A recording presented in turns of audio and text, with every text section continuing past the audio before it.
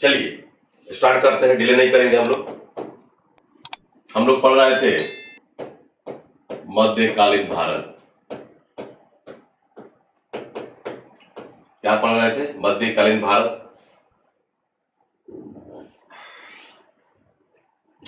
मध्यकालीन भारत में भी हम लोग पढ़ रहे थे आपको दिल्ली सल्तनत।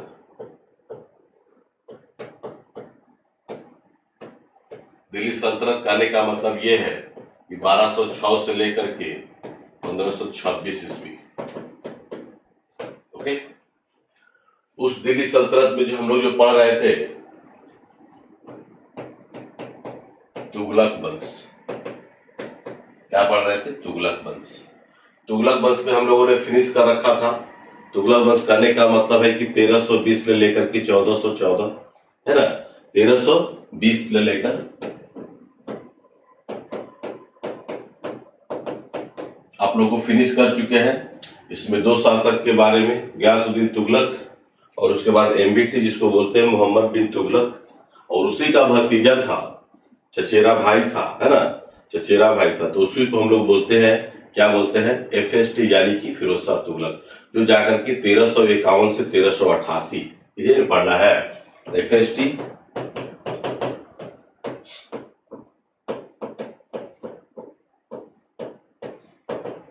फिनिश करेंगे हम लोग आज। Have you any problem? FST का फुल फॉर्म लिख लीजिएगा। फिरोज शाह तुगलक की बात हो रहा है, फिरोज शाह तुगलक की बात हो रहा है। सब लोग जो है जुड़ जाइए। अभी आपके 8:39 हो रहे हैं। आप सभी को मेरे तरफ से गुड मॉर्निंग। आज विश्वकर्मा पूजा है। विश्वकर्मा पूजा की ढेर सारी आपको शुभकामनाएं।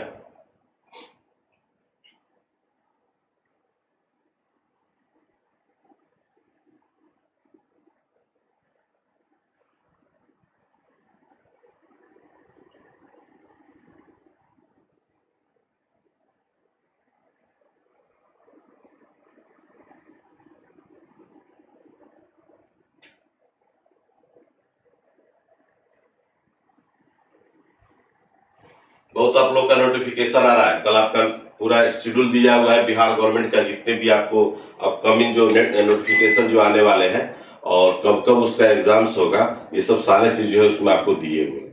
ठीक है, तो उसमें 68वीं बीपीएससी भी आपका इंपॉर्टेंट है। 68वीं बीपीएससी भी आपका जनवरी में एग्जाम डेट दिया है। हो सकता है कि आपका जैसे ही एग्जाम होगा 30 सितंबर को 67 का एग्जाम जब होगा तो निश्चित तौर पर उसका भी आ जाएगा। ठीक है, चलिए हम लोग बात करते हैं, एफएसटी की बात करते हैं, फिरोज शाह तुगलक की बात करते हैं। तो फिरोज शाह तुगलक कहने का मतलब यह कि बहुत परोपकारी आदमी था।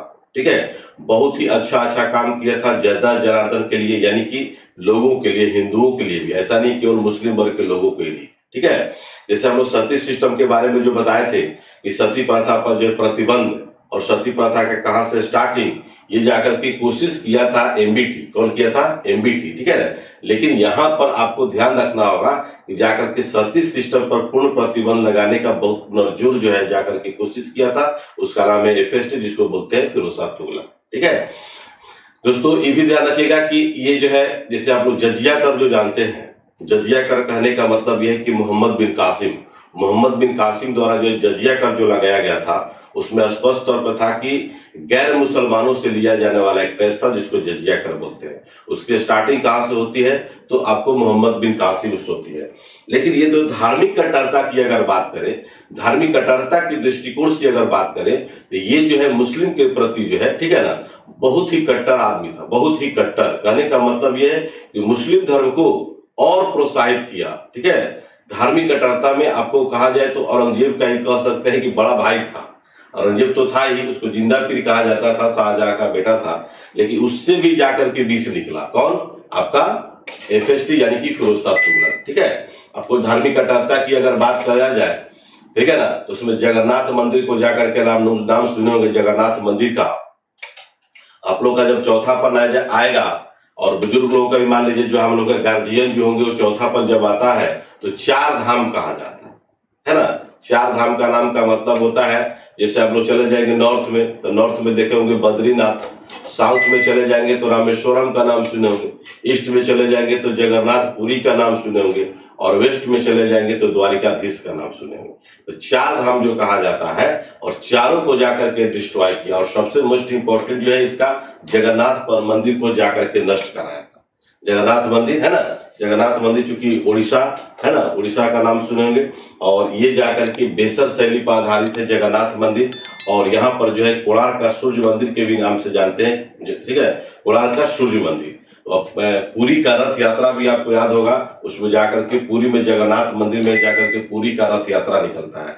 तो ये सब जो है बहुत अच्छा काम किया। आप लोग को याद होगा कि ये फेस्टी जो है नहरों का खुदाई है ना, नहरों के खुदाई में अगर बात किया जाए तो गयासुद्दीन तुगलक का नाम लिया जाता है। देखिए इसने क्या किया कि प्रॉपर वे में नहरों का खुदाई करवाया, प्रॉपर वे में नहरों का खुदाई करवाया, और 5 इसका मोस्ट इंपॉर्टेंट नहर है जो बहुत ही अच्छा वर्क भी किया था और किसानों के लिए बहुत ही रामबाण साबित हुआ।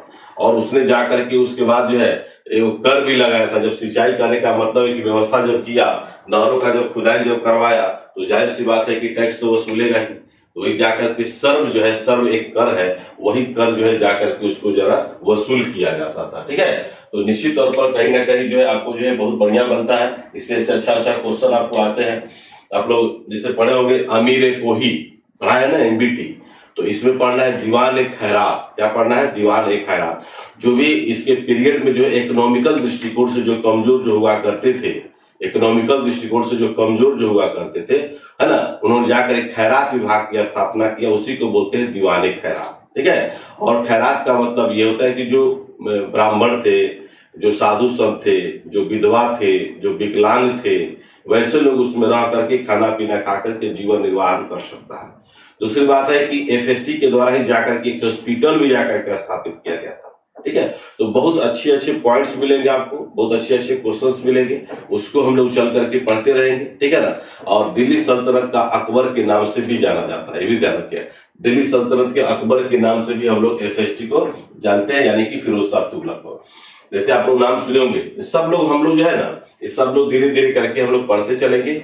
आज आपको जो है पूरा तुगलक वंश और इसके अगला जो वंश जो है सैयद वंश, जिसका नाम है खिज्र खां, ना, तो जाकर के आपको पूरा का पूरा आज हम आपको खत्म कर देते हैं। चाहे 1 घंटा लगे, चाहे 2 घंटा लगे, आपका पूरा का पूरा आज खत्म हो जाएगा। पीडीएफ आप लोग को डाउनलोड का भी ऑप्शन हम लोग दिए ही नहीं है। पीडीएफ का डाउनलोड का ऑप्शन आप लोग को मिलेगा, है ना। पीडीएफ का आप इसलिए भी नहीं दे रहे हैं हम लोग की, क्योंकि अभी आप लोग बहुत सारे बच्चे क्या करते हैं कि डाउनलोड करके उसके बाद जो है क्या करेंगे कि पूरी वायरल कर देंगे ग्रुप में, तो फिर जो है औचित्य नहीं रह जाएगा, आपका टेस्ट लेने का कोई औचित्य नहीं रह जाएगा। इसको सस्पेंस ही रखा जाए कि टेस्ट की क्वालिटी क्या है। जो बच्चे लोग टेस्ट देते होंगे वो खुद जानते होंगे। तो चलिए हम लोग बात करते हैं, है ना, लिख लेंगे। दिल्ली सल्तनत का अकबर, एल्फिस्टन का नाम सुनेंगे जो इतिहासकार थे, है ना, इन्हीं के द्वारा जाकर के दिल्ली सल्तनत का अकबर कहा जाता था, संज्ञा दिया गया, ठीक है। ये जो है एफएसटी जो है, ये चचेरा भाई था किसका? एमबीटी का, मोहम्मद बिन तुगलक का। इन्होंने जाकर के भारत में 6 शहर स्थापित किए। 6 शहर का नाम लिख लेंगे।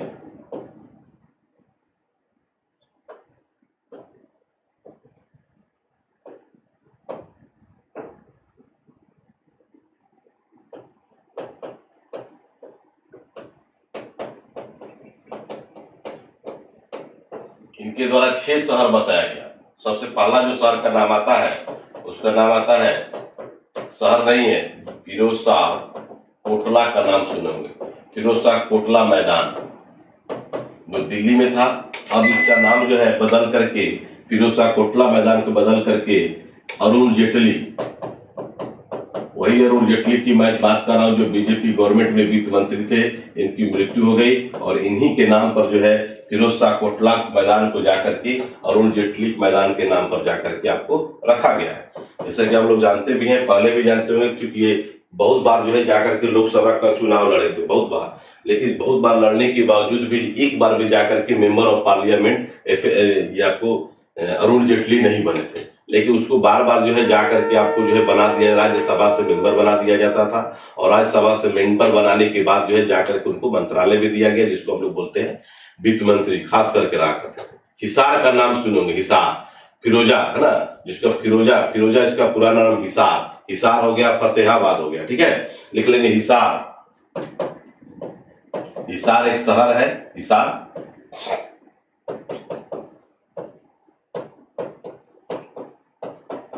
फतेहाबाद इसका पुत्र का नाम सुने होंगे, FSD के पुत्र का जो नाम था फतेहाबाद, है ना, उसी के पुत्र के नाम फतेह खान था, इसका बेटा का नाम फतेह खान के नाम पर ही जाकर के फतेहाबाद जाकर के इसको रखा गया है, जो हरियाणा में पड़ता है। ये दोनों आपका, हिसार भी आपका हरियाणा में है और फतेहाबाद भी आपका हरियाणा में ही है, निश्चित तौर पर ध्यान रखिएगा।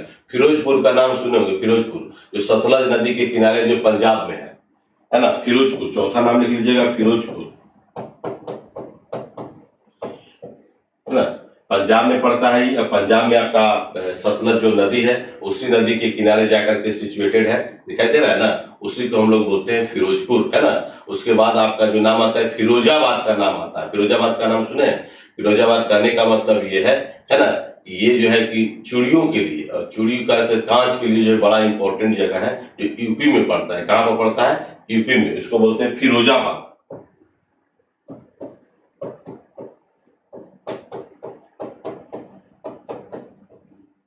फिरोजाबाद, ठीक है। तो आपको फिरोज शाह कोटला मिला, हिसार मिला, फतेहाबाद मिला, फिरोजपुर मिला, है ना। एक आपका जौनपुर का नाम सुने होंगे, जो पूर्वी यूपी में पड़ता है, और ये जो है जाकर के FSD जो है फिरोज शाह तुगलक जो है अपने बड़े भाई की स्मृति में, बड़े भाई की याद में जाकर के बसाया था जौना खां। उसका बड़ा भाई का क्या नाम था? जौना खां, और उसी का नाम है जौनपुर, नोट कर लीजिएगा, जौनपुर। बड़ा भाई का क्या नाम था? जौना खां। जौना खां की स्मृति में बड़े भाई का, उसी के स्मृति में जाकर के जौनपुर नामक शहर बसाया, और जौनपुर शहर जो है कि पूर्वी यूपी में आपका पड़ता है। कहां पर पड़ता है? पूर्वी यूपी में पड़ता है। देख लीजिए, आप लोग का लाइव क्लास हो रहा है। लाइव क्लास जो है बहुत सारे बच्चे जो है नहीं देख पाते हैं, है ना। कारण क्या है कि उन लोग को मन में है कि हम लोग बाद में वीडियो देख पाएंगे। कितने बच्चे लोग जुड़े हुए हैं आप लोग देख सकते हैं, आप लोग, ठीक है, आप लोग देख सकते हैं कि कितने बच्चे लोग जुड़े हुए हैं। कांच की चूड़ियों के लिए प्रसिद्ध है फिरोजाबाद, ठीक है ना। जो भी कांच का सामान जो बनता है यहाँ पर, उसके लिए फेमस है। और ये आपको जो पड़ता है, आपको निश्चित तौर पर जो है कहाँ पड़ता है? यूपी में पड़ता है।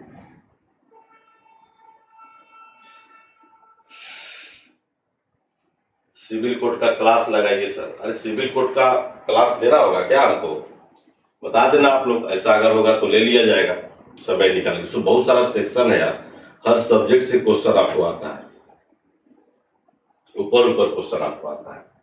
तो FSD के द्वारा जाकर के 6 शहर बसाए गए, और कहीं ना कहीं जो इम्पोर्टेंट है, कहीं ना कहीं जो इसका कह सकते हैं कि स्मृति में है ना।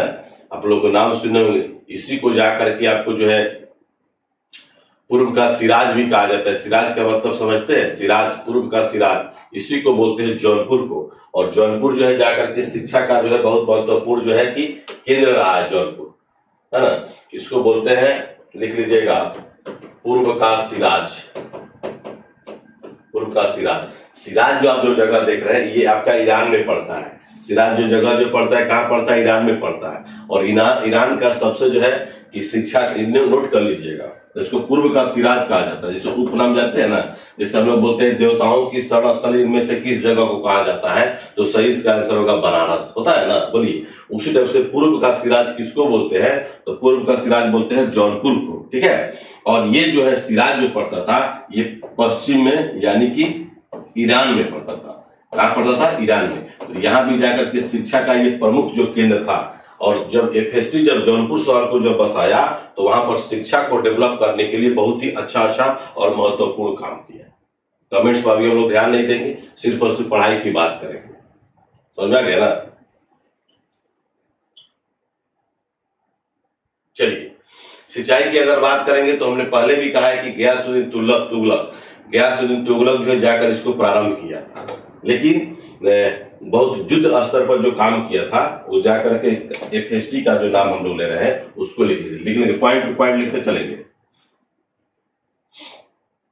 क्वेश्चन आता है कि मध्यकालीन भारत में सबसे पहले नहरों का खुदाई किसके द्वारा किया गया है, पहला क्वेश्चन। और मध्यकालीन भारत में सर्वाधिक नहरों का खुदाई किसके द्वारा किया गया, तो जब भी अगर सर्वाधिक की अगर बात आएगा तो उसका सही आंसर आपका एफएसटी होगा। क्या होगा? एफएसटी, नोट कर लीजिएगा। क्योंकि उस समय पीरियड में कहा है कि जितने भी हमारे भारत के जो मिट्टियां थी, फर्टाइल जो मिट्टी था, जो दोआब जो क्षेत्र थे, उस क्षेत्र में तो बाढ़ से आप मान लीजिए कि किसी भी तरह से जाकर के वहां पर सिंचाई होता था और फसलें भी जो अच्छी मात्रा में होती। लेकिन बहुत सारे ऐसे जगह है, खास करके हरियाणा वगैरह में, उस पीरियड में जो कहा है कि आपका सिंचाई होता ही नहीं था। तो टैक्स आएंगे कहाँ से, कर कहाँ से आएंगे, तो उन लोगों को टैक्स अगर चाहिए तो निश्चित तौर पर सिंचाई की व्यवस्था करनी होगी।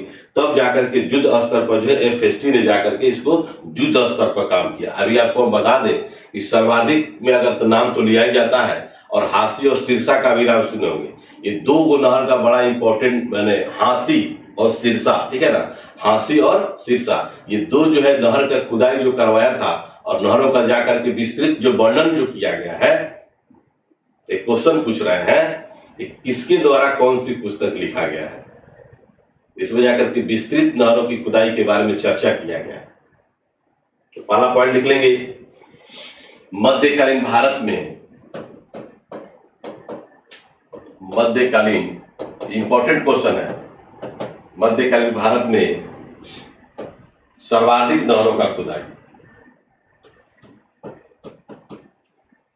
सर्वाधिक नहरों का खुदाई, है ना, तो उसका सही आंसर होगा एफएसटी। ऐसे हालांकि बहुत सारे नहर कराया था, लेकिन 5 नहर का जो है बड़ा नाम लिया जाता है। ठीक है, मध्यकालीन भारत में सर्वाधिक जो है नहरों का खुदाई किसके द्वारा, एफएसटी द्वारा। और शुरुआत जो बताए थे आप लोगों को, शुरुआत कहां से किया गया था, तो गयासुद्दीन तुगलक, गयासुद्दीन तुगलक।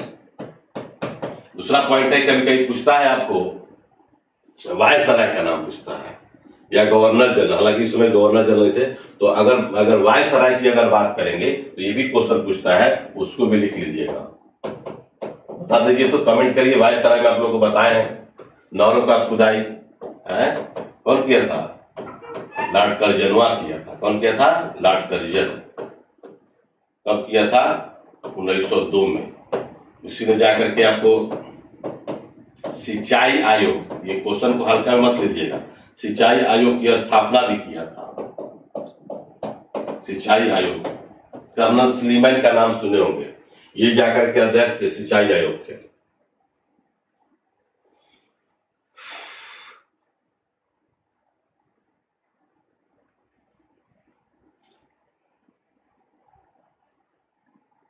टेस्ट आप लोग को 17 टेस्ट आप लोग को लाइव कर दिया गया है ना। हाँ, पुलिस आयोग का गठन भी किया था, पुलिस आयोग, पुलिस आयोग का गठन भी आपको किया था, सिंचाई आयोग का गठन भी किया था, और विश्वविद्यालय आयोग भी बनवाया था। ये सब लॉर्ड कर्जन का ही देन है। हिस्टोरिकल मोन्यूमेंट, जो भी ऐतिहासिक जो इमारतें थी या हैं, उसका जाकर के मरम्मत भी यही करवाया था, लॉर्ड कर्जन ने ही करवाया था।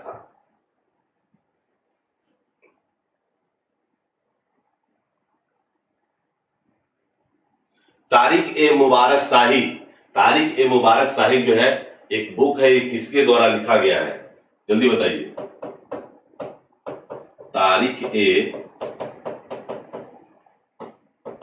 मुबारक शाही, तारिक ए मुबारक शाही, ये बुक है जो किसके द्वारा लिखा गया है, जल्दी से बता दीजिए, कमेंट्स कर दीजिए।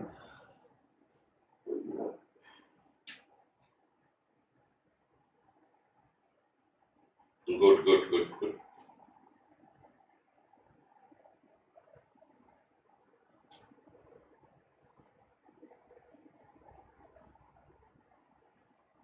नहीं बता पा रहे, बहुत सारे लोग नहीं बता पा रहे। ये क्लास आपका जो है यहाँ भी चल रहा है, और क्लास आपका जो है एप्लीकेशन के थ्रू भी चल रहा है, एप्लीकेशन पर भी आप लोग क्लास देख सकते हैं, बहुत सारे बच्चे देख भी रहे हैं।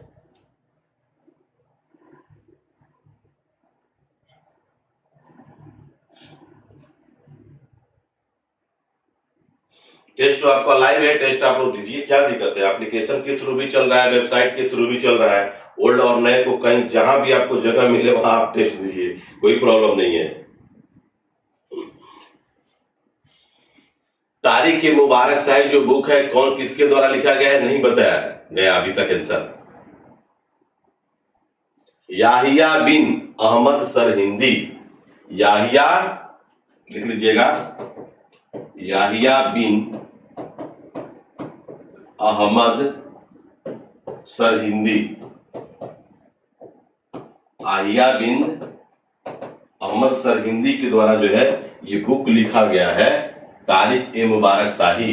और तारीख ए मुबारक शाही इसी पुस्तक में जाकर के एफएसटी का जो वर्णन जो है आपका जो मिलता है, क्या मिलता है, नहर जो मिलता है इसी पुस्तक में। ये बहुत ही अच्छा और बहुत बेस्ट क्वेश्चन है, बीबीआई नोट कर लीजिएगा। तारीख ए मुबारक शाही, तारीख ए मुबारक शाही एक बुक है, पुस्तक है, और इसी पुस्तक में जाकर के एफएसटी के द्वारा जो काम जो किए गए हैं, खास करके उसमें जाकर के सिंचाई आयोग की जो बात किया गया है, नहरों की खुदाई की जो बात किया गया है, इसी में जाकर के आपको वर्णन किया गया है। किसी ने सही आंसर नहीं दिया।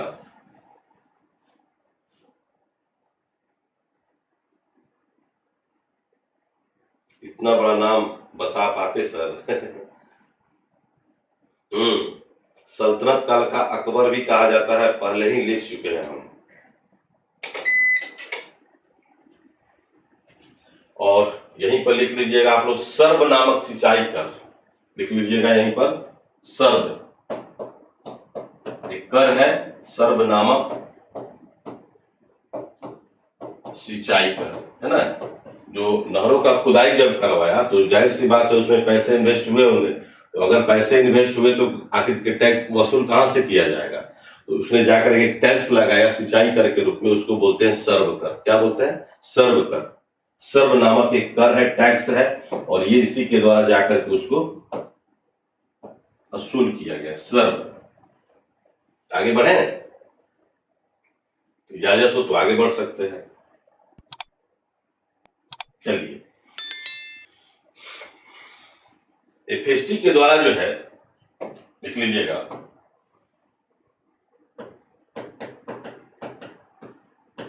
चार प्रकार के टैक्स जाकर के वसूल किया गया है, यानी कि लगाया गया है। ठीक है, आपको पता होना चाहिए, है ना, कि ये जाकर के जियाउद्दीन बर्नी, जियाउद्दीन बर्नी का जो नाम सुने होंगे, ये जाकर के एफएसटी के ही दरबार में रहता था, है ना, एफएसटी के ही दरबार में रहता था। ठीक है, अभी दीवान ए खैरात के बारे में आपको बताए हैं, उसको भी नोट कर लीजिएगा। दीवान ए खैरात, दीवान ए खैरात विभाग था। ये खैरात आप लोग भी कभी कभी हिंदी लैंग्वेज में बोलते हैं कि खैरात के वाका की जो आपका तारक दे दी, जिसे भोजपुरी लैंग्वेज में खास करके लोग बोलता है। तो खैरात जो है, दीवान ए खैरात कहने का मतलब है कि इकोनॉमिकल दृष्टि के जिससे जो लोग कमजोर हुआ करते थे, खास करके विधवा, ठीक है ना, बुजुर्ग, विकलांग, है ना, ऐसे लोगों के लिए इस दीवान ए खैरात में लोगों का रहना, खाना, है ना, सारा का सारा व्यवस्था किया गया था एफएसटी के द्वारा।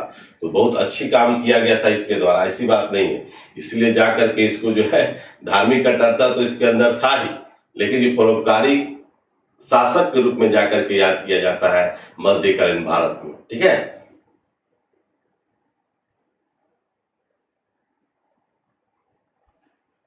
शम्स ए सिराज अफीफ, लिख लीजिएगा, शम्स ए सिराज, नाम सुने थे, बोलिए, अफीफ, जियाउद्दीन, जियाउद्दीन बर्नी, नाम सुने हैं, इसका नाम सुने, तारीख ए फिरोज शाही बुक जो है, ये जाकर के इसके दरबार में रहा करते थे, दरबारी कवि, है ना, दरबारी कवि। एफएसटी द्वारा चार प्रकार के कर लगाया गया, चार प्रकार के टैक्स लगाए गए, इंपॉर्टेंट है। जैसे पहला पॉइंट आप लिख लेंगे, पहला पॉइंट लिखेंगे, जजिया कर। जजिया कर का इतिहास आप लोग नहीं भूलिएगा, ये क्वेश्चन VVI है, एग्जाम्स में आएगा। जजिया कर किसके द्वारा स्टार्ट किया गया था? मोहम्मद बिन कासिम के द्वारा। आपको याद होगा 712 से लेकर 714 का जो पीरियड जो आपको पढ़ाए हैं। जजिया कर लिख लेंगे एक बार, पूरा नाम जो है आपको यहाँ याद दिला देते हैं और इसके बाद बता रहे हैं। मोहम्मद बिन कासिम है ना, मोहम्मद बिन कासिम द्वारा प्रारंभ किया गया था। ये है क्या? जजिया कर गैर मुसलमानों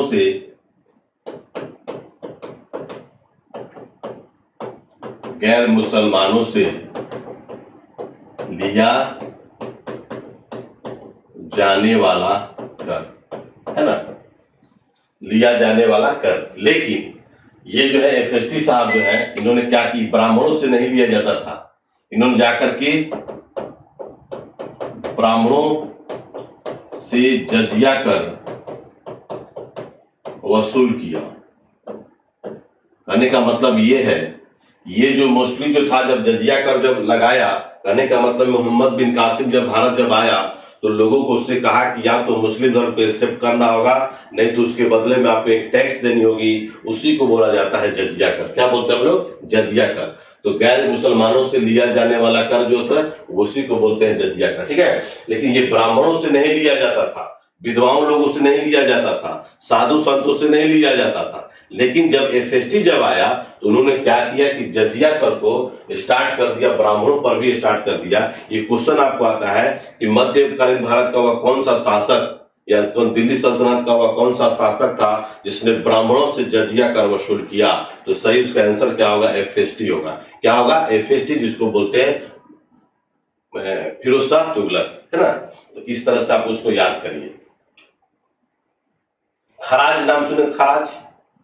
खराज का नाम सुने होंगे, जकात का नाम सुने, खराज लिख लीजिएगा। दूसरा खराज कर, ये आपका टैक्स जो था इसको बोलते हैं भूमि कर। क्या बोलते हैं इसको?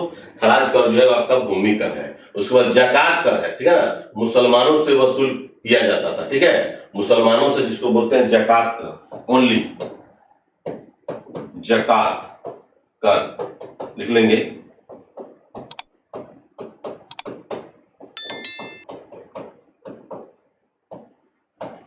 मुसलमानों से वसूल किया जाता था। ओनली फॉर जो है जकात कर जो है सिर्फ और सिर्फ मुसलमानों से लिया जाने वाला एक खुम्स था, है ना, खुम्स एवं करता। चौथा खुम्स कर, ये क्या होता था कि युद्ध में जो माल जो लूटा जाता था, है ना, युद्ध में लूटे हुए या लूटे गए माल पर लिया जाने वाला कर, है ना, नोट कर लीजिए। युद्ध में जो माल जो लूटे जाते थे उस पर जाकर के टैक्स वसूल करता था, उसी को हम लोग बोलते थे खुम्स कर।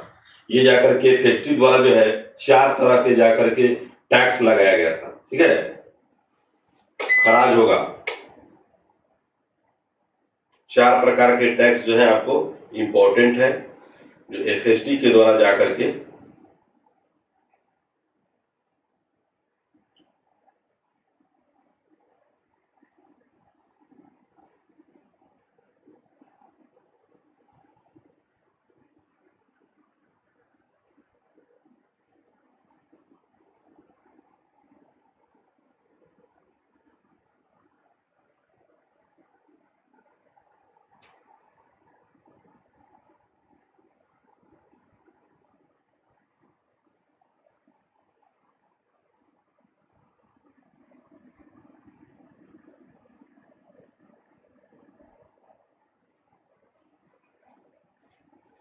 राहुल सिंह एप्लीकेशन पर भी क्लास चल रहा है,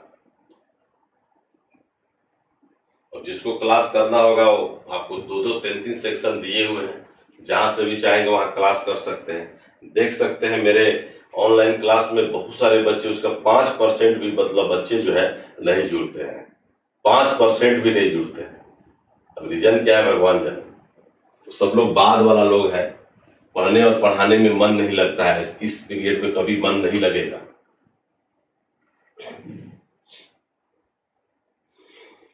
भूलेंगे नहीं, आपको 4 तरह के टैक्स बताए। पहला तो जजिया कर शुरू से लेकर अंत तक बता दिए। खराज कर जो है कभी कभी पूछता है, जकात कर भी पूछता है और खुम्स कर भी पूछता है ना। ये 4 प्रकार के टैक्स जो है जाकर के एफएसटी के द्वारा लगाया गया था, है ना। दीवान खैरात भूलेंगे नहीं, दीवान खैरात दैट इज वेरी इंपॉर्टेंट, इसको बोलते हैं खैरात विभाग। नोट कर लीजिएगा जो बोले थे, खैरात विभाग। इसमें मोस्टली जो है आपको खास करके विधवाओं के लिए, साधु संतों के लिए, है ना, और ब्राह्मणों के लिए, जो इकोनॉमिकल दृष्टिकोण से जो कमजोर लोग थे, वैसे लोगों के लिए विभाग की स्थापना। कभी कभी देखते होंगे आप लोग को डेकोरेट करने के लिए आता है, ठीक है ना, डेकोरेट करने के लिए आता है, तो निश्चित तौर आप लोग नहीं हुए। ये जियाउद्दीन बर्नी जो है तारीख ए फिरोजशाही, नोट कर लीजिएगा, तारीख ए फिरोजशाही ये पुस्तक है, इनके द्वारा लिखा गया है। इसमें इनके पीरियड का, यानी कि एफएसटी के पीरियड का बहुत जो है बखूबी से जाकर के वर्णन किया गया है। तारीख ए फिरोजशाही कभी कभी पूछता है, फिरोज शाह तुगलक, है ना, उसी के बारे में जाकर के आपको वर्णन किया गया है।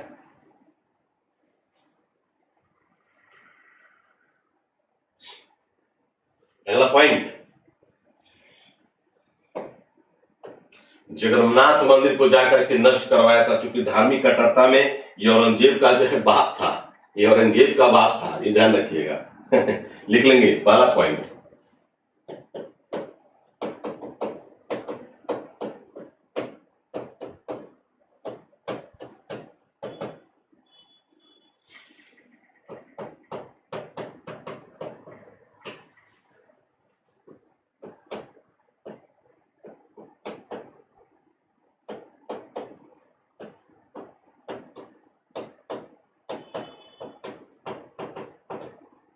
जगन्नाथ मंदिर को नष्ट करवाया। जगन्नाथ मंदिर का मतलब पुरी, उड़ीसा,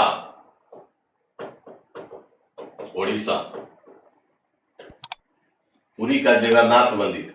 आप लोग को बताए थे ना, क्या बताए थे, ये तीन प्रकार के मंदिर होते हैं। साउथ में आपको मिलेगा द्रविड़ शैली, उत्तर के जो मंदिर जो मिलेंगे वो आपको मिलेगा नागर शैली, और नॉर्थ प्लस साउथ दोनों को अगर मिला दिया जाए तो वहां पर आपको मिलेगा बेसर शैली। क्या मिलेगा, बेसर शैली।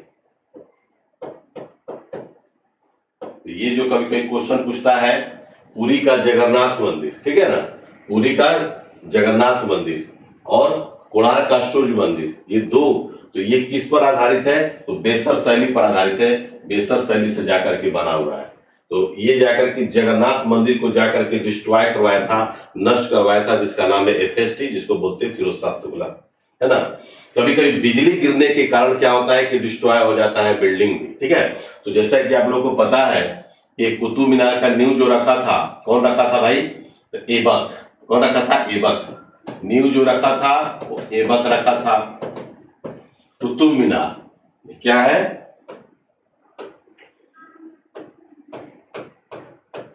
कुतुब मीनार है। क्वेश्चन समझिएगा, क्वेश्चन आता है कि कुतुब मीनार की 5वीं मंजिल का निर्माण किसके द्वारा किया गया था। तो कुतुब मीनार की 5वीं जो मंजिल है, 5वीं मंजिल, ये जाकर के आपका एफएसटी ही करवाया था। किसके द्वारा किया था, इसको पुनः निर्माण करवाया था, ठीक है ना। पुनः निर्माण की बात हो रहा है, नया नहीं, तो एफएसटी, है ना। तो निश्चित तौर पर याद रखिएगा। और इसको ऐबक इसका नींव रखा था, इसको पूरा जो करवाया था, पूरा करवाने का काम जो है इल्तुतमिश किया था, इल्तुतमिश किया था।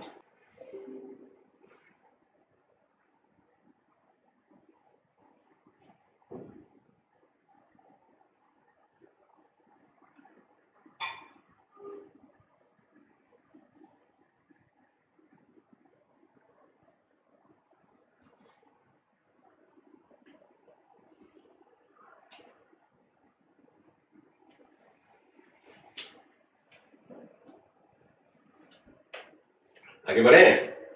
एक मंदिर को आपको लूटा, डिस्ट्रॉय करवाया, जगन्नाथ मंदिर को। दूसरा आपका नाम सुनोगे ज्वालामुखी मंदिर।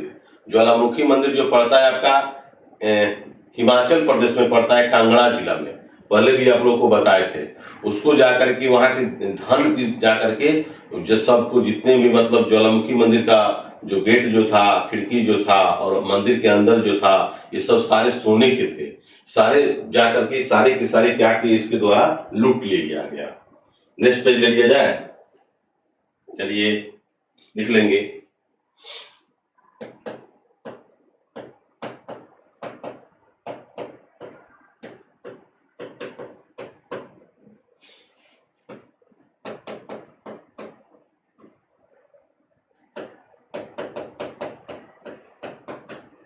कांगड़ा जिला में पड़ता है ज्वालामुखी मंदिर, और ज्वालामुखी मंदिर जो है जाकर के आपका हिमाचल प्रदेश में है।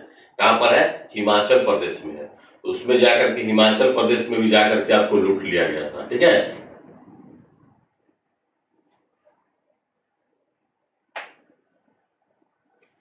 चार धाम के बारे में लिखवा दिए थे ना आप लोग को।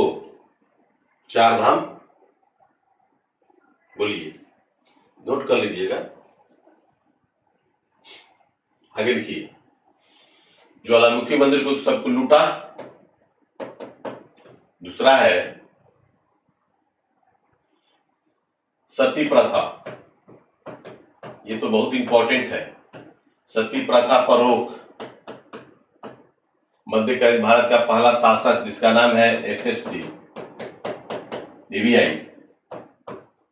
सती प्रथा के बारे में इसके पहले वाला जो क्लास आप लोग नहीं किए होंगे देख लेंगे, वो जाकर के गुप्ता पीरियड से जाकर के स्टार्ट होता है। ठीक है ना, तो निश्चित तौर पर पूरी की पूरी आपको बातें जो है डिटेल्स में बताए थे।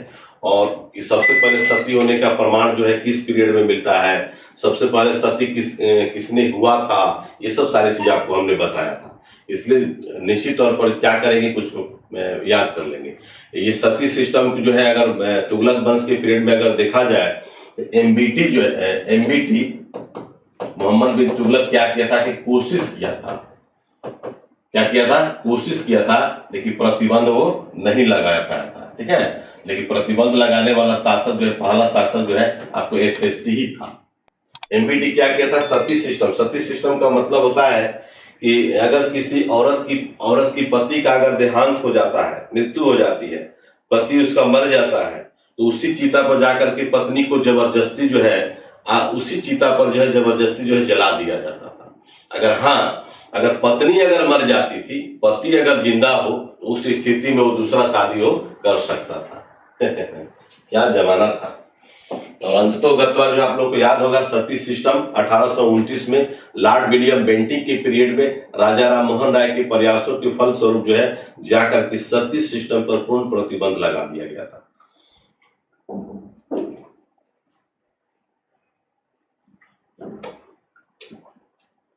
तो बाबू, कहने का मतलब है कि कोई भी काम स्टार्ट करने में थोड़ा सा तो परेशानी तो होता है, होना भी चाहिए।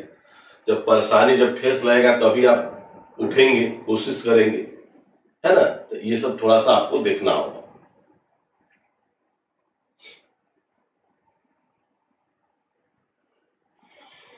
अशोका पीरियड का नाम सुने होंगे, अशोक का नाम सुने होंगे। कलिंग राजा खारवेल का भी नाम सुने होंगे। कलिंग युद्ध जो हुआ था, कलिंग राजा खारवेल और अशोक के मध्य हुआ था। उसमें बहुत सारे अधिक मात्रा में रक्तपात हुई थी, बहुत सारे। तो उसने अंत में जाकर के बौद्ध धर्म स्वीकार कर लिया और जिंदगी में कभी सोचा कि कभी ऐसा युद्ध हम नहीं करेंगे। तो 14 गो शिलालेख जो मिलता है, 7 गो स्तंभ जो मिलता है, तो उसमें 14 में से आपका 2 जो क्या किया था, उठवा करके लाया था, यही टोपरा से दिल्ली लाया था और मेरठ से दिल्ली लाया था। लिख लेंगे, अशोक टोपरा, है ना। अशोक के जो टोपरा से, है ना, टोपरा से दिल्ली, टोपरा से दिल्ली लाया था, और एक लाया था आपको मेरठ से दिल्ली। ये 2 गो शिलालेख जो है, फेस्टी जो है अशोक का ये बनाया हुआ था। किसका देन है? तो अशोक का ही देन है। और ये उठवा करके कहाँ लाया था? दिल्ली लाया था। इसको हम लोग बोलते हैं एफएसटी। ये तो सब ये भी आपका बीबीआई क्वेश्चन है ना। ये भी आपका क्वेश्चन जो है बहुत बार एग्जाम्स में आ चुका है।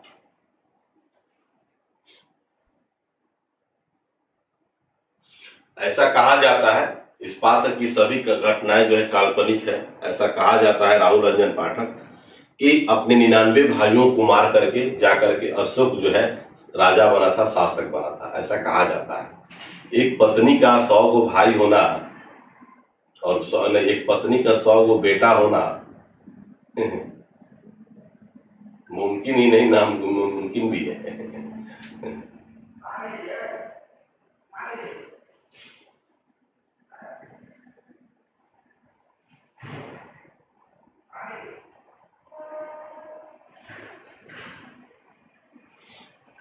1369 में जाकर के आपको पुनर्निर्माण करवाया था कुतुब मीनार का। आगे बढ़े।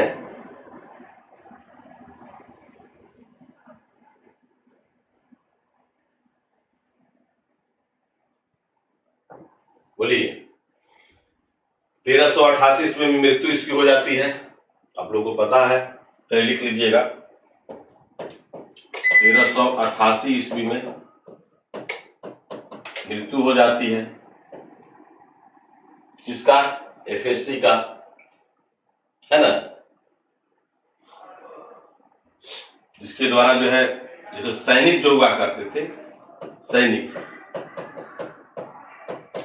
सैनिकों का पद जो है ना, ये बहुत अच्छा क्वेश्चन है। सैनिकों का पद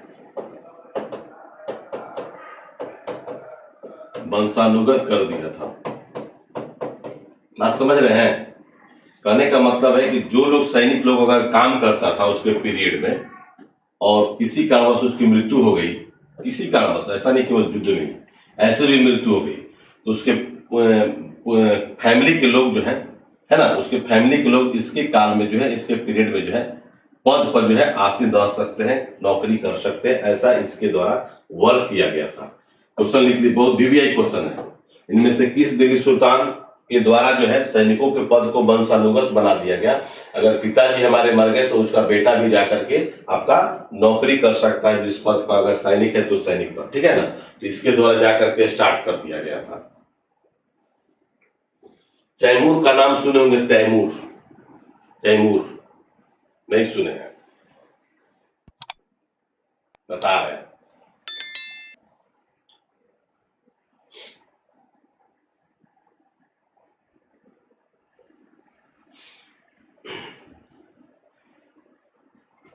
नोट कर लिए? Yes, RRP।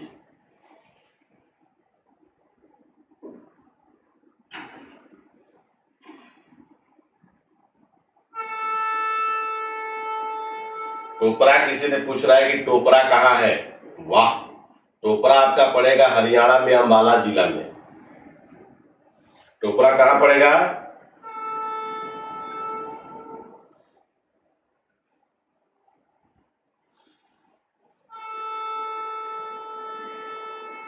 बहुत अच्छा सर।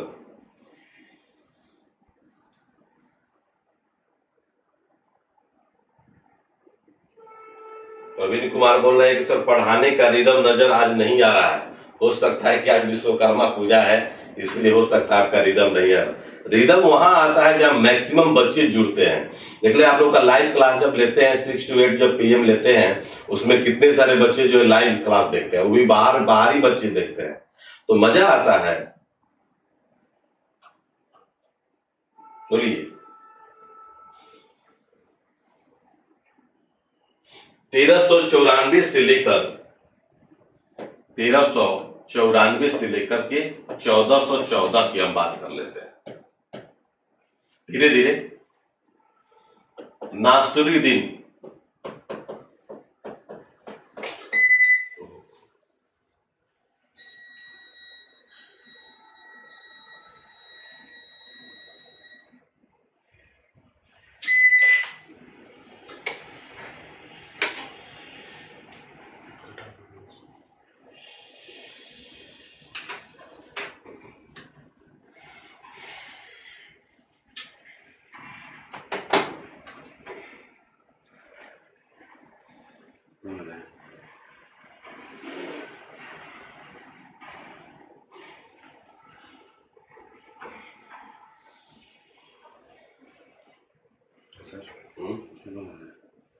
ठीक है।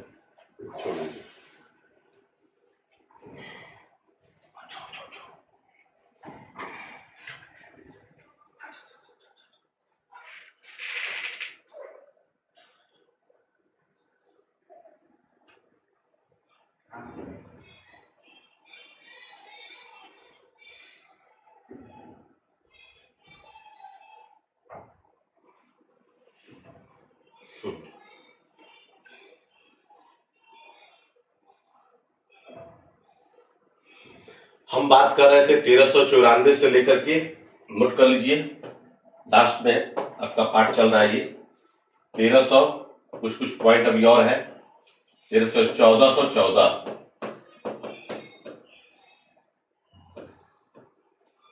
लिख लेंगे। नासरुद्दीन महमूद, नासरुद्दीन जो महमूद का जो नाम आप जो देख रहे हैं, सुन रहे हैं, है ना, नासरुद्दीन महमूद के पीरियड में ही, है ना, तैमूर का आक्रमण हुआ था। तैमूर का आक्रमण, बहुत अच्छा पॉइंट बता रहे हैं आप, सुनिएगा। तैमूर का आक्रमण हुआ था, ठीक है। तैमूर का मतलब तैमूर लंग भी कहा जाता है। तैमूर लंग इसलिए कहा जाता है क्योंकि यह जो है पैर से जाकर के आपका लंगड़ा था। तैमूर लंग क्यों कहा जाता है? क्योंकि पैर से क्या था, ये लंगड़ा था। ये तुर्क शासक था। ये क्या था? तुर्क शासक था। समरकंद का नाम सुने होंगे।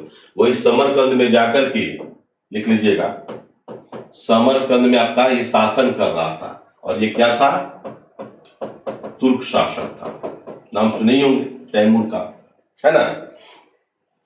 चंगेज का भी नाम सुने होंगे, तैमूर का भी नाम सुने होंगे।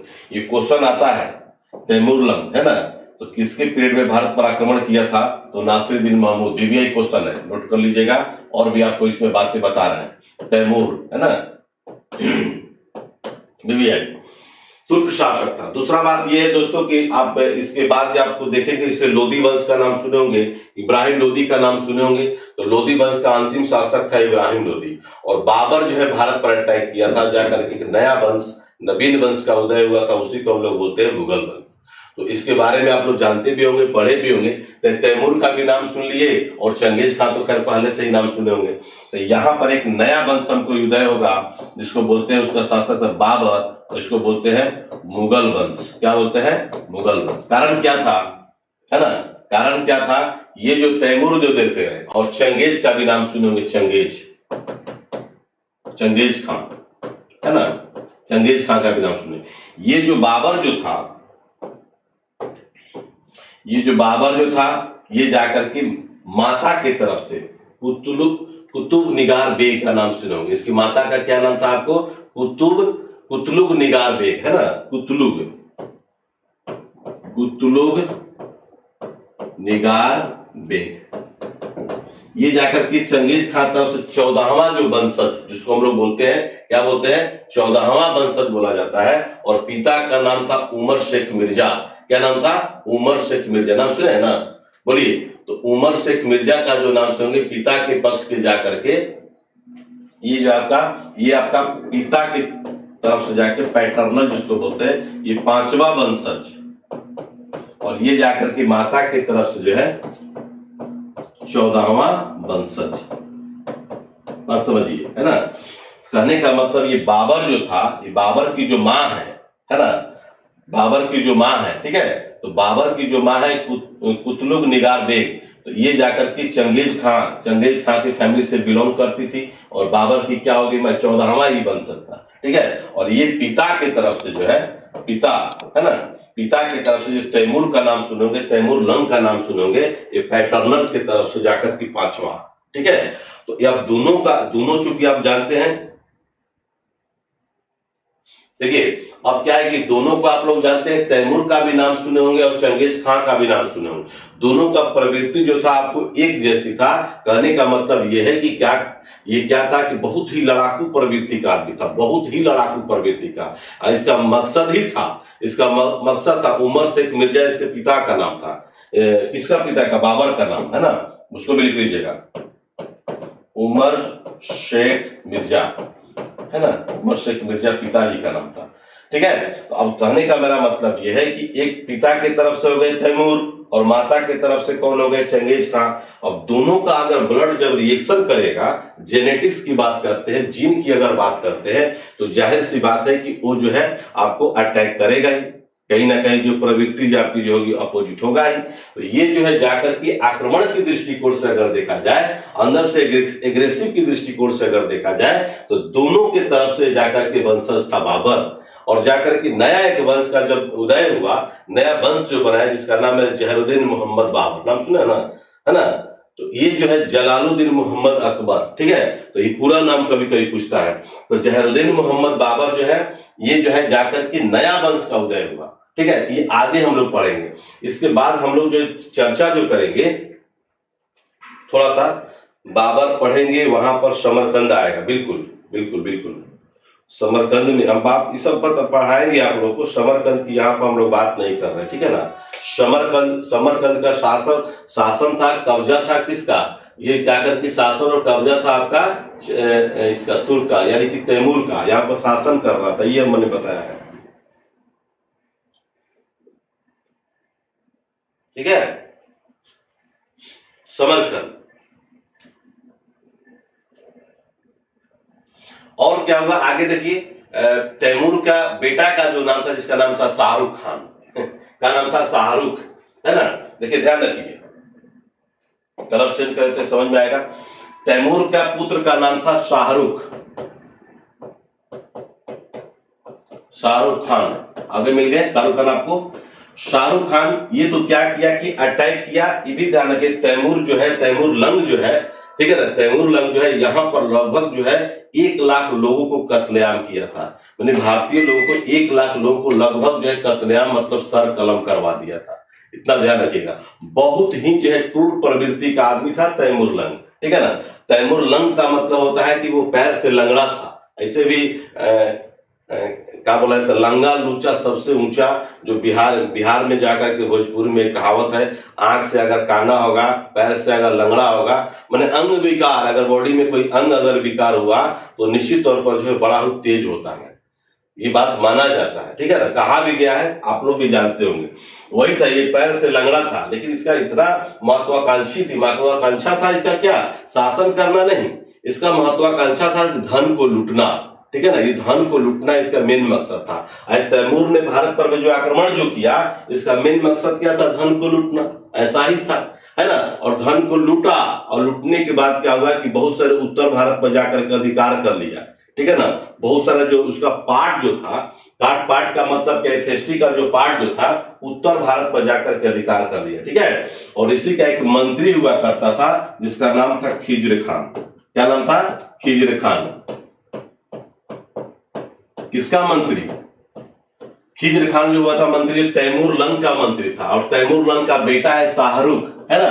और ये जाकर के किया कि उत्तर भारत के कुछ पार्ट को, है ना, उत्तर भारत के कुछ पार्ट को जाकर के शाहरुख खान अपने बेटा को, इसका पुत्र है ये बेटा है ना, पुत्र को सौंप करके चला गया। कहां पर चला गया, वहीं पर आपको समरकंद चला गया।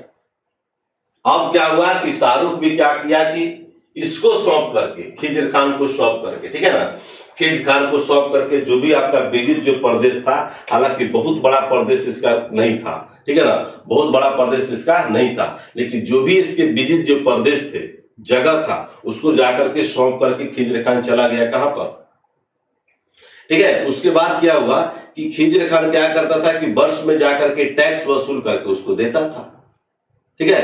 क्या करता था, देता था, किसको, यही शाहरुख को कह सकते हैं या तैमूर को कह सकते हैं, तैमूर लंग को कह सकते हैं। अब आगे क्या होगा, खुद को अलाउद्दीन खिलजी का बेटा था, पूरा फाती होता है। शाहरुख खान जो तैमूर का लड़का था, बेटा था, बिल्कुल सही बात है।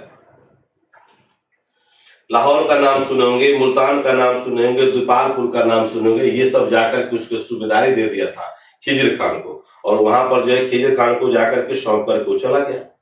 दूसरा बात यह है कि आप ध्यान रखिएगा कि पहला ऐसा वर्ष है, पहला ऐसा शासक है खिज्र खान जो सैयद वंश का संस्थापक बना, है ना। उसकी मृत्यु के बाद जो है ना, नासिरुद्दीन महमूद की जब मृत्यु जब हुआ था, नासिरुद्दीन महमूद कहने का मतलब यह है कि आपका तुगलक वंश का अंतिम शासक। नासिरुद्दीन महमूद की जब मृत्यु हुआ, तो मृत्यु होने के उपरांत जो है ना, जाकर के अगला जो है नवीन वंश का उदय हुआ, नया एक वंश बना जिसको बोलते हैं हम लोग सैयद वंश। क्या बोलते हैं, सैयद वंश, यही ना है। सैयद वंश का संस्थापक कौन था, तो सैयद वंश का संस्थापक था आपका खिज्र खान, जो 1414 से लेकर के 1451 ईस्वी तक। इसके पहले भी बहुत सारे कुछ पॉइंट हैं जो हम लोग लिखेंगे, एसएसटी के बारे में भी बहुत सारे कुछ पॉइंट हैं।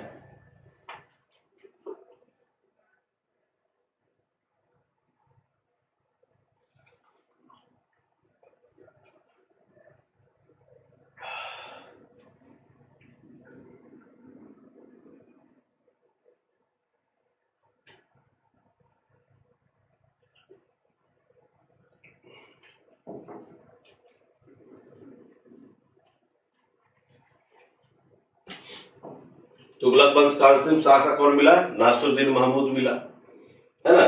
बोलिए। अब जो है जाकर के उसकी मृत्यु जब हो जाता है तो मृत्यु होने के बाद जाकर के आपको खिज्र खान जो है ना, जो आपका तैमूर का जो मंत्री था, है ना, तैमूर लंग का क्या था, ये मंत्री था खिज्र खान। और धीरे धीरे क्या किया कि यहाँ पर एक जाकर के नवीन वंश का उदय किया, उसी को हम लोग बोलते हैं सैयद वंश। और सैयद वंश का संस्थापक जो है खिज्र खान को ही कहा जाता है। ऐसे आपको इकोनॉमिकल दृष्टिकोण से अगर देखा जाए तो इकोनॉमिकल दृष्टिकोण से बहुत बड़ा जो चैप्टर आपका ये नहीं है, ठीक है, लेकिन कुछ कुछ पार्ट जो है आपको हम बता देते हैं जो आपको लिखना होगा। अब इस पर हम लोग थोड़ा सा कमेंट्स भी करेंगे और जो भी कमेंट्स हम लोग आप लोग को देख लेते हैं, और क्वेश्चन जो आपको एक दो क्वेश्चन जो आपको आएगा उसको आप लोग नोट कर लीजिएगा।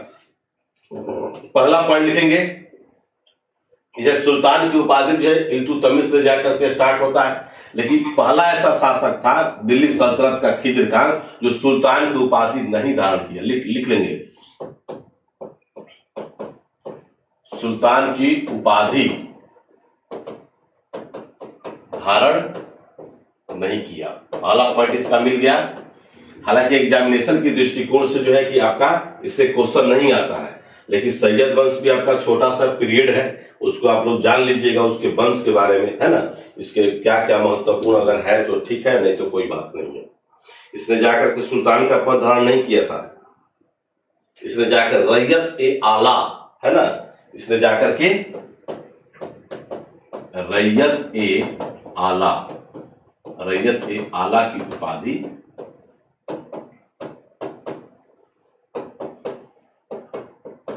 धारण किया, ठीक है। इसके पहले वाले जो लोग आप लोग वीडियो नहीं देखे, जो एप्लीकेशन पे क्लास कर रहे हैं, तो निश्चित तौर पर जो है जाकर के, ठीक है ना, निश्चित तौर पर जाकर के क्या करेंगे, उसको देख लेंगे।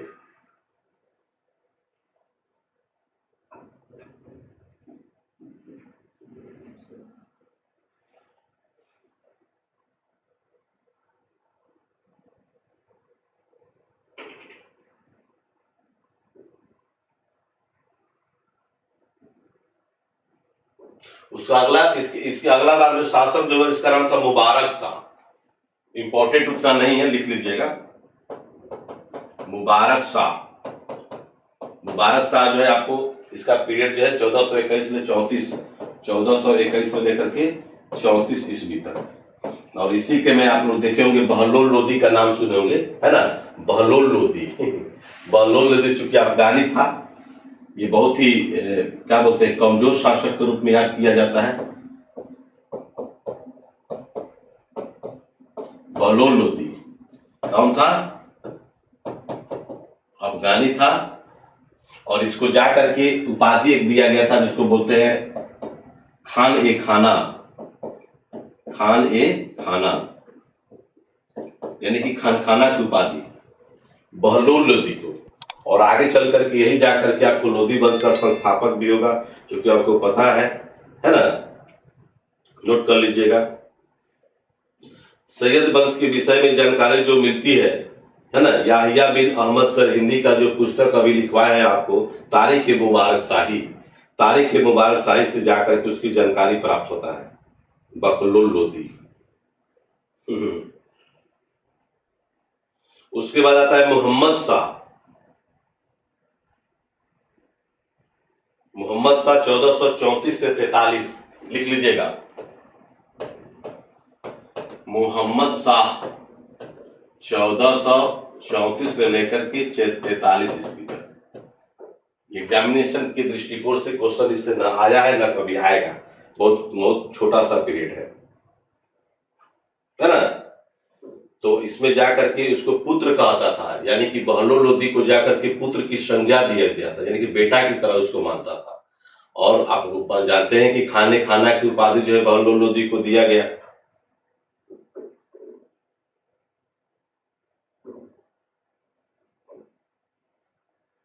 और अगला जो शासक जो मिलेगा 1444 से लेकर के 1451 में, तो उसका नाम था अलाउद्दीन आलम शाह, जो अंतिम शासक होगा। अलाउद्दीन यही लिख देते हैं।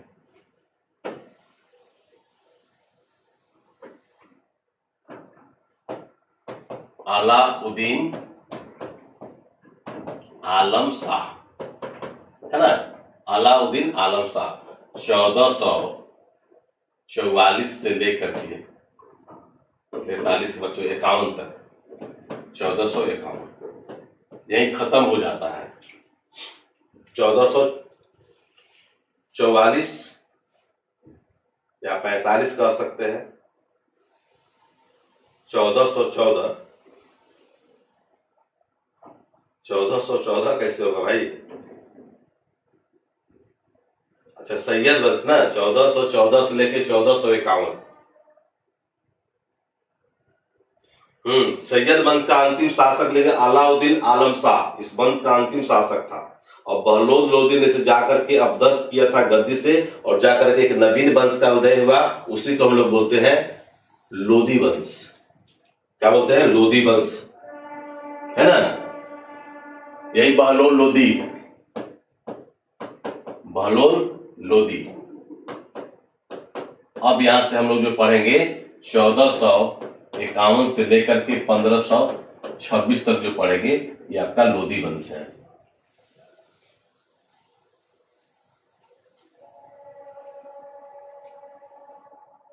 जोड़ लो ना, 1414 से लेकर के 1451 तक सैयद वंश चला था।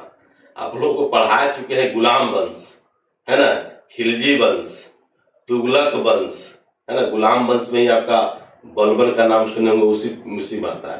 तो सबसे पहला जो है गुल खिले तो सैयद लोदी का, मैं आप लोगों का ट्रिक भी आप लोग को याद है। तो पहला नंबर गुलाम वंश पढ़ा है, दूसरा आपको बलबनी वंश भी याद करिए। उसके बाद आपका जो है खिलजी वंश भी पढ़ा है, उसके बाद आपका तुगलक वंश भी पढ़ा है, उसके बाद सैयद वंश भी पढ़ा है, और 1 से 2 दिन का क्लास आपका है लोदी वंश का, और 1 सप्ताह का क्लास आपको कंटिन्यू जो है आपको मुगल वंश का होगा, हो जाएगा। कोई ज्यादा नहीं पढ़ना है। अब जो आपको उसी पर आप लोग को क्वेश्चन अभी से ही हम सेट कर रहे हैं, जो एग्जाम में क्वेश्चन आपको आने की जो संभावना है, ज्यादातर जो क्वेश्चन आपको आ सकते हैं उस तरह से जाकर के आपको क्वेश्चन आपको हम बताएंगे।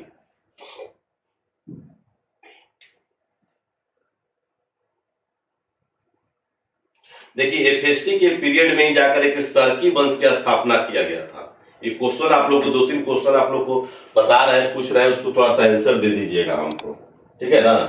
ये क्वेश्चन आप हमको बता दीजिए।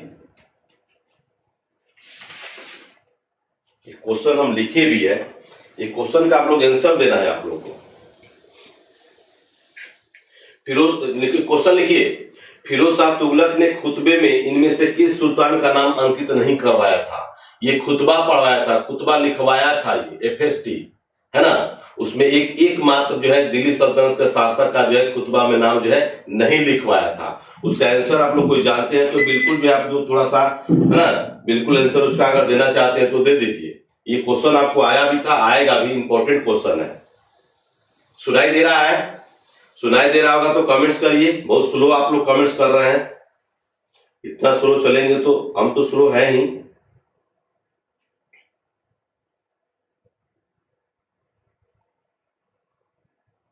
सेट प्रैक्टिस आपका होगा, अभी थोड़ा सा सिलेबस चल रहा है, इसी में आपका समय निकाल करके हम लोग सेट प्रैक्टिस भी करवाएंगे। अभी सेट प्रैक्टिस मतलब सॉल्यूशन।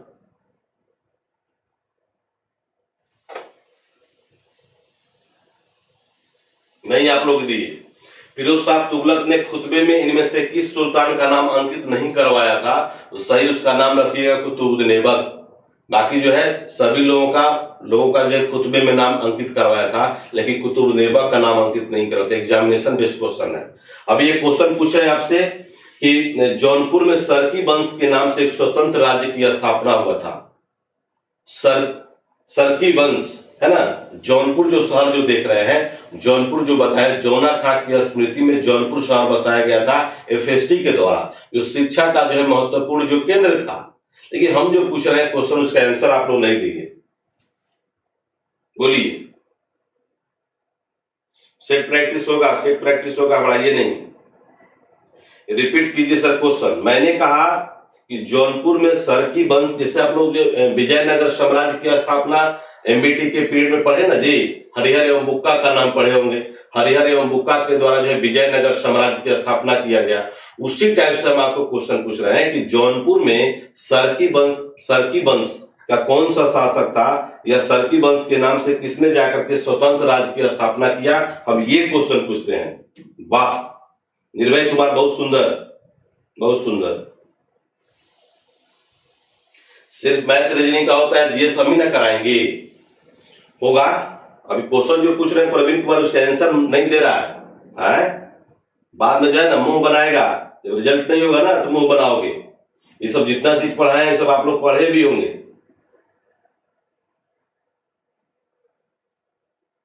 कहीं क्या मलिक सरवर, नोट कर लो, मलिक सरवर। मलिक सरवर ने जौनपुर में सरकी वंश के नाम से स्वतंत्र राज्य की स्थापना किया था। दो तीन क्वेश्चन और बोल रहे हैं, ये सब आपको एग्जामिनेशन बेस्ड क्वेश्चन है, ये आप लोग को अलग से पढ़ाएंगे।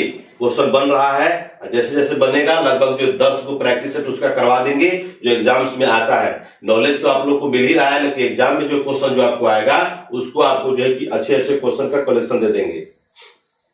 मेन मकसद है मेरा रिजल्ट, उसके बाद जो है आप लोग का सिलेबस चलता रहेगा, टेंशन लेने वाली बात नहीं है। मलिक सरवर सब एक खाली आंसर दिया, बाकी सब पीछे से आंसर देना स्टार्ट कर दिया। निर्भय दिया था, निर्भय। अगला क्वेश्चन, एफएसटी का जो है यानी कि फिरोज शाह तुगलक का जो है अंतिम अभियान, अंतिम सैन्य अभियान कौन सा था? एफएसटी का, फिरोज शाह तुगलक का हमने पूछा है कि उसका अंतिम अभियान कौन सा था, जल्दी।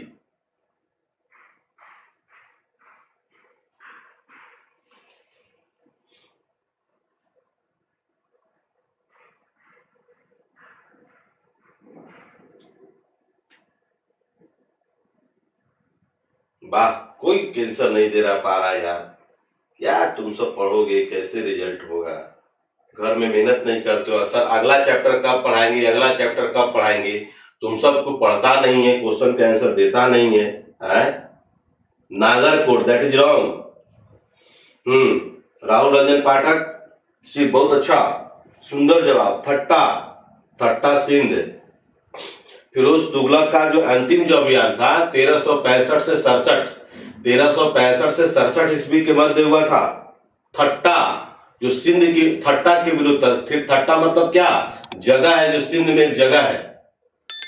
बहुत सुंदर राहुल रंजन पाठक, ठीक है, बहुत सुंदर। आपसे क्वेश्चन अगर आ जाएगा कि सल्तनत युग का अकबर एफएसटी को किसने कहा था, फिरोज शाह तुगलक को किसने कहा था? सल्तनत युग का अकबर जो है एफएसटी को, फिरोज शाह तुगलक को किसने कहा था? आंसर होगा एलिफिस्टन।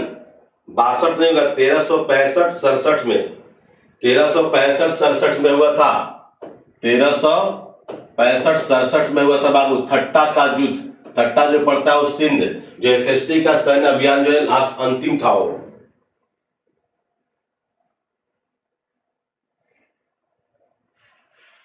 बोलिए, क्वेश्चन आप लोगों से पूछ रहे हैं लेकिन बता नहीं पा रहे हैं।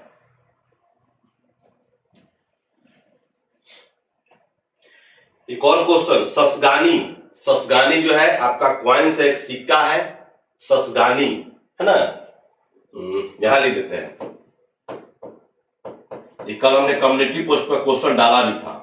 ससगानी, ससगानी नामक सिक्के जो है किस दिल्ली सल्तनत के सुल्तान द्वारा चलाया गया था, प्रारंभ किया गया था? बोलिए। ससगानी नामक जो सिक्का था वो 6 जीतल का था।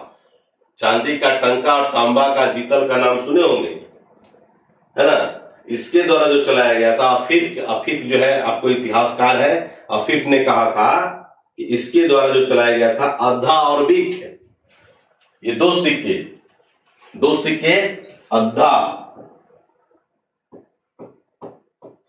और बीख है, अद्दा और बीक, अद्दा और बीक नामक जो है दो कॉइन्स चलाया था FST फिरोज शाह तुगलक। अद्दा जो होता था वो तांबा का होता था, बीक जो होता था वो चांदी का हुआ करता था। जैसे चांदी का टंका और तांबा का जीतल का नाम सुने हैं ना, बोलिए। मध्यकालीन भारत का पहला जो है कल्याणकारी निरंकुश शासक के रूप में FST को याद किया जाता है, ध्यान रखिएगा।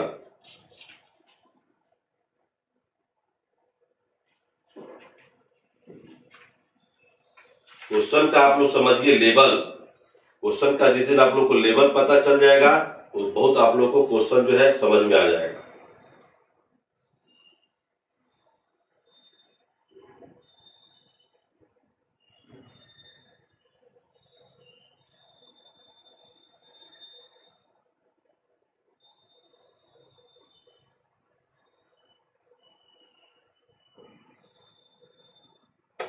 एकता प्रणाली आप लोग को पढ़ाए थे। एकता प्रणाली का प्रारंभ किसके द्वारा किया गया था, जल्दी बता दीजिए। एकता प्रणाली का प्रारंभ किसके द्वारा, इल्तुतमिश। गुड। एकता प्रणाली का प्रारंभ जो किया गया था वो इल्तुतमिश के द्वारा ही किया गया था।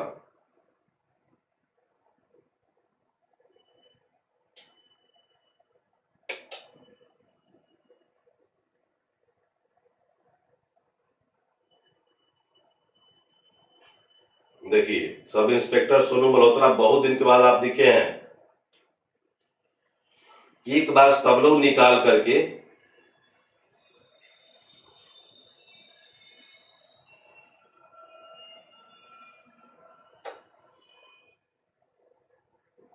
चलिए, बहुत सारे क्वेश्चन हैं जो ऑब्जेक्टिव कराएंगे तो बहुत सारे नए नए क्वेश्चन आपको मिलेंगे, एक बात नोट कर लीजिएगा। बहुत सारे नए नए क्वेश्चन मिलेंगे और नए नए क्वेश्चन को हम लोग जानेंगे भी।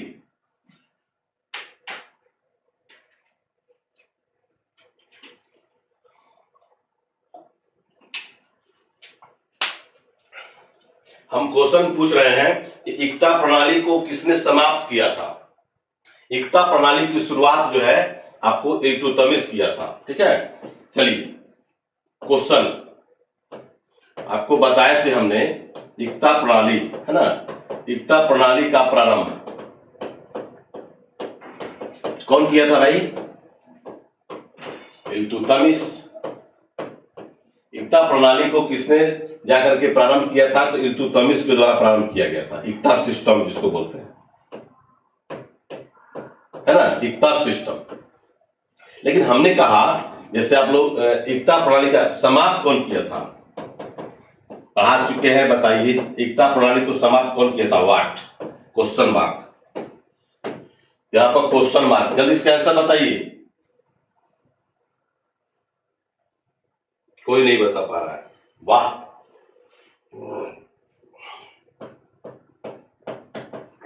तुर्कान ए चिहलगामी,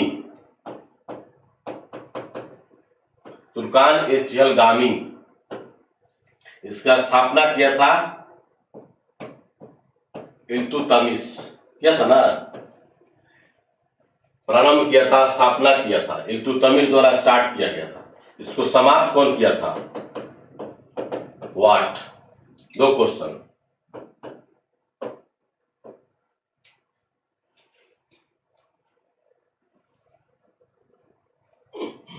क्वेश्चन में दम है। जब एग्जामिनेशन बेस्ड क्वेश्चन जब पढ़ाएंगे ना तो ऊपर नीचे ताकने लगोगे आप लोग, इतना आसान नहीं है। रिजल्ट निकालना बहुत ही आसान है, लेकिन छोटे छोटे क्वेश्चन पर फोकस मत डालिए, आप लोग उल्टा थोड़ा सा चलिए। हम बार बार यही बच्चों को सलाह देते हैं कि थोड़ा सा उल्टा चलिए।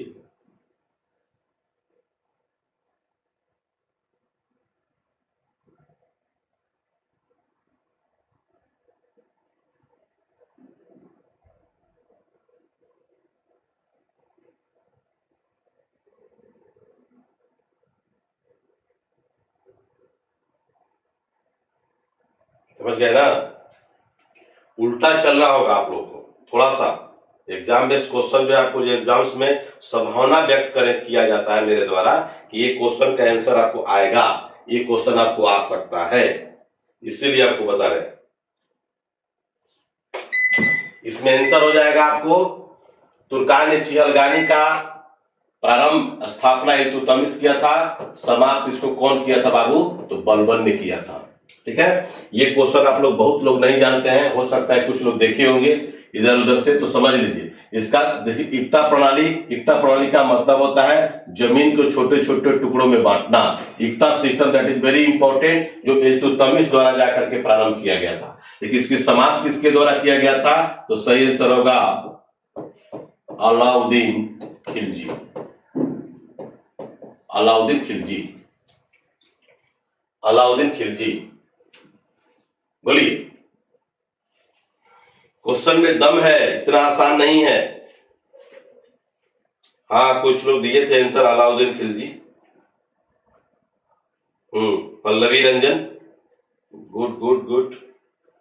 तो ये सब क्वेश्चन आपको डायरेक्ट रूप से नहीं मिलेंगे, आपको बता रहे हैं। जब एग्जाम में जब बैठिएगा ना तब समझ में आपको आएगा। और इस बार जो है बीएसएससी सीजीएल जो है पिछला बार की एग्जाम जो लिया था उससे कहीं आपका लेवल थोड़ा सा हाई होगा।